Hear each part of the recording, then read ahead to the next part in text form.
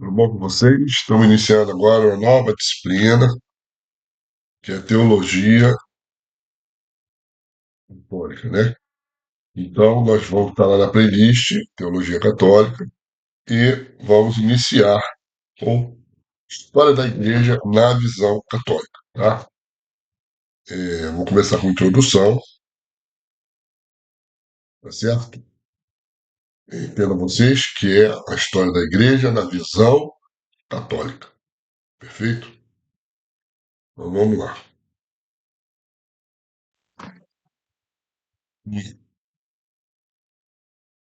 Introdução. A história da Igreja não pode ser equiparada à de outra sociedade. Com efeito, sabemos que a Igreja não é apenas a soma de seus membros, mas é o corpo de Cristo prolongado através dos séculos. É a continuação do mistério da encarnação, pelo qual Deus quis revelar-se também, ocultar-se mediante nossa fragilidade, a fim de comunicar sua santidade aos homens. Consequentemente, na história da Igreja, vamos encontrar façanhas de enorme brilho, como a evangelização dos bárbaros, a preservação e a transmissão da cultura antiga, os gestos dos mártires, dos missionários, dos heróis da fé. Como também nos defrontamos com momentos difíceis, como foram os séculos X e XVI, a sucessão ou a simultaneidade de luz e sombras não surpreende o estudioso cristão. Para este, aliás, e também para o não cristão, o fato de que a igreja até hoje subsiste cheia de vitalidade, apesar do contra-testemunho de muitos filhos seus, é o sinal mais evidente de que Deus e não os homens sustenta a igreja. Os bons mestres, a revelia dos inovadores, sempre fizeram questão de dizer que a igreja não consta apenas de santos, mas que nela existirão até o fim dos tempos justos e pecadores, como o próprio Senhor predisse na parábola do joio e do trigo. Fato interessante: nos períodos mais dolorosos da sua história, a Igreja encontrou o vigor da renovação em seu próprio bojo, ou seja, na santidade dos seus membros, que se dedicaram à oração e à pureza da vida. Foram os santos que, suscitados oportunamente por Deus, restauraram o fulgor da Santa Mãe Igreja. Você percorrerá 20 séculos de história, consciente de que cada época tem seu tipo de cultura e civilização própria. Estes tipos próprios condicionaram frequentemente a compreensão das verdades do Evangelho. Os antepassados fizeram de boa fé e com zelo cândido, coisas que hoje não seriam repetidas. A Inquisição, as Cruzadas, a escravatura. Ora, não podemos julgar as gerações passadas com os critérios de hoje, mas temos que nos recolocar no ambiente dos antigos para compreender os fatos como eles os compreenderam ou dentro das coordenadas que a sua época lhes oferecia. Não silenciaremos em nosso estudo os feitos escabrosos de homens da igreja, mas nem por isso condenaremos globalmente todos esses cristãos, como se eles tivessem o desabrochamento cultural de nossos dias, diz sabiamente um historiador contemporâneo. Ele fala o seguinte: se quisermos compreender a história, sentir as atitudes dos nossos maiores, muitas delas, para o homem de hoje, chocantes e paradoxais, procuremos estudar a mentalidade de cada época, o sentido social do tempo, os critérios em que se estribava a legislação vigente. Assim, poderemos melhor entender certos episódios históricos, tais como a chamada intolerância religiosa, a Inquisição, a distinção entre cristão novo e cristão velho, o fato da escravatura. Aduzimos mais exemplos, não para levantar mas aos aspectos menos evangélicos dessas instituições político-religiosas. mas para descobrir menos má vontade ou ignorância nos homens. Tempo. Aliás, nós homens do findar do século XX somos, com frequência, assaz ingênuos e incoerentes. Condenamos episódios passados que nos parecem monstruosos e calamos fenômenos históricos em edições contemporâneas, ainda mais volumosas e cruéis, porque há apresentado sob disfarce de intenções aparentemente legítimas ou em nome de leis sociais que parecem válidas e aceitáveis. Feito? Isso foi Arlindo Hubbard que escreveu. O estudo da história da igreja deve decorrer, certo, do amor à igreja e levar a um aumento desse amor. Diz a sabedoria popular: ninguém ama o que não conhece. Por isso, também mais amará a igreja aquele cristão que sabiamente a estudar em sua história milenar. Não se pode menosprezar o passado, pois é nele que estão as raízes do presente e do futuro. A história vem a ser uma escola que nos ensina a viver melhor hoje e a preparar o porvir da humanidade. Todo edifício deve ter sua base para se equilibrar. Toda renovação supõe o conhecimento daquilo que aprendeu. O verdadeiro processo jamais condena as suas fases anteriores.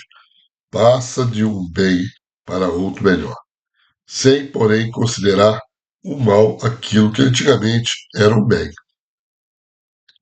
Aliás, a história dilata os horizontes, abre panoramas novos. Em particular, o estudo da história da igreja exige conhecimentos de geografia e da história gerais, sem os quais o estudioso se sentiria desorientado.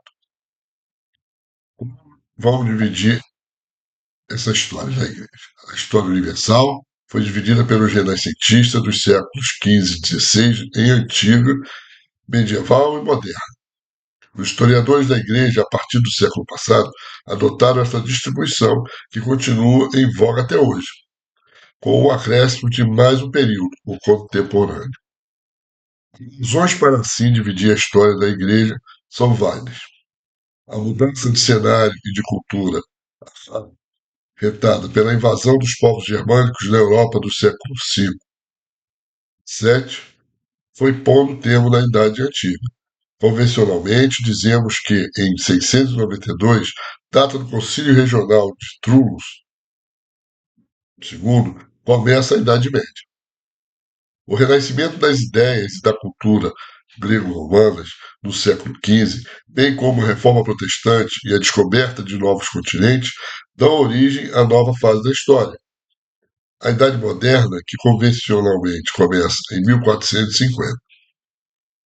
O Tratado do Latrão entre a Santa Sé e o governo italiano, assim como os rápidos progressos da ciência e da técnica do século XX, obrigam a assinalar o início de nova idade, a contemporânea, em 1929. Por seguinte, temos História da Igreja Antiga, 692. Distinguimos nesse período sobre duas fases, 313 e a 692. Até 313, a igreja foi duramente perseguida. O Edito de Milão, concedendo a paz aos cristãos, permitiu a evangelização mais sistemática das instituições e também dos povos bárbaros, invasores.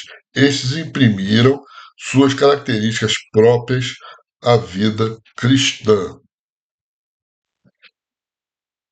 História da Igreja Medieval, de 692 a 1450, nesta distinguimos três subfases. De 692 a 1054, a Idade Média ascendente. Este período é de reconstrução após as invasões. O poder civil pratica a investidura leiga, nomeando os bispos, o que prejudica seriamente a disciplina da Igreja. Esta, porém, vai se implantando no plano da doutrina e da cultura, o que forma a sociedade medieval. O B, 1054 a 1294, a Alta Idade Média. Estes são os séculos em que a Igreja mais se projeta, tanto no foro religioso como no civil. Atinge o auge com o pontificado de Inocêncio III, 1198 a 1215. C, terceira parte, 1294 a 1450. A Idade Média decadente. A Igreja vai perdendo influência do foro civil, ao mesmo tempo que se dá o empobrecimento da teologia e da piedade. História da Igreja Moderna, aí vai ser o 3, 1450 a 1929.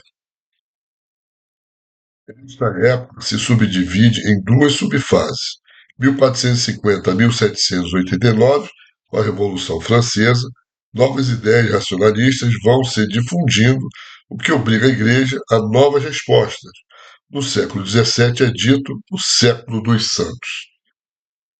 E a segunda parte, B, 1789 a 1929.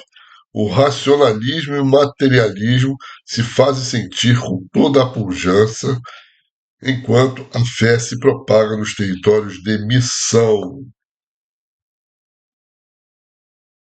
E a quarta, que é a história da Igreja contemporânea, 1929 em diante, desafiada por novas situações e correntes de pensamento, a Igreja tira da sua vitalidade novas expressões de fé. Tenhamos em vista o renascimento bíblico, litúrgico e eclesiológico.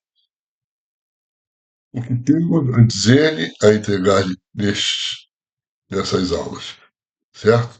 Que estudá-los com vagar e com muito amor o Verbo que se encarnou em Maria Virgem para viver no corpo místico da Igreja através dos séculos. Escrito por Estevão Bittencourt. Bom, essa é a introdução da história da Igreja, tá? Nós vamos viajar na teologia católica, cristã católica. É, é muito rica em detalhes, que faz parte dessa história geral, né, que ele citou ali, que é importante ter, mas a história geral também tem a sua importância com a vivência e a inclusão deles na história geral. Então, daqui para frente, nós vamos viajar nesses detalhes, tá, de época, desde lá da antiguidade até a antiguidade da igreja, né, formada por eles. E na próxima aula nós vamos ter um breve léxico, ou seja, glossário, sobre esses temas, para a gente começar a história antiga, a igreja nasce. Perfeito? Então, dê seu like, compartilhe esse vídeo, porque é importante, nossos cursos e aulas são gratuitas, e dá uma força no canal, tá bom? Então, até a próxima.